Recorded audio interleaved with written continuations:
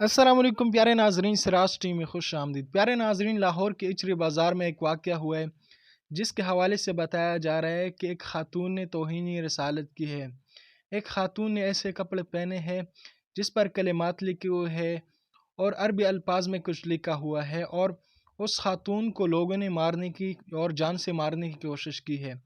تو یہ واقعہ کیا سچ ہے؟ کیا اس خاتون نے واقعی میں توہین رسالت کی ہے یا کچھ اور واقعہ ہے؟ تو اس حوالے سے آپ لوگوں کو بتانے والا ہوں۔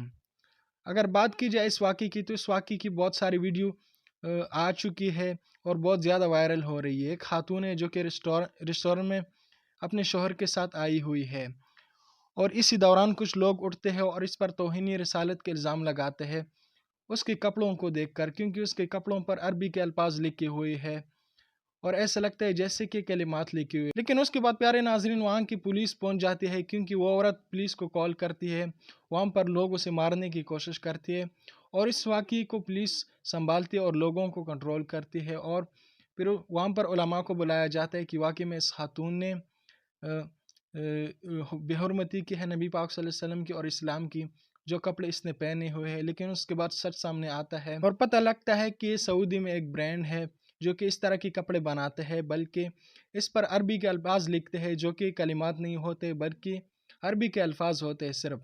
تو اس وجہ سے یہ برانڈ بہت زیادہ سعودی میں مشہور ہے، اور اس خاتون نے کہا کہ میں شاپنگ کے لیے آئی تھی اپنے شوہر کے ساتھ، تو میں نے اس سوٹ کو خریدا، مجھے اس کا علم نہیں تھا کہ اس پر یہ الفاظ لکھے ہوئے ہیں، مجھے اس بات کا علم نہیں تھا کہ لوگ ایسے ریئیکشن کریں گے، اور لوگوں نے سمجھا کہ اس پر کلمات لکھے ہوئے تھے، لیکن اس پر کلمات نہیں تھے، اس پر صرف عربی کے الفاظ تھے۔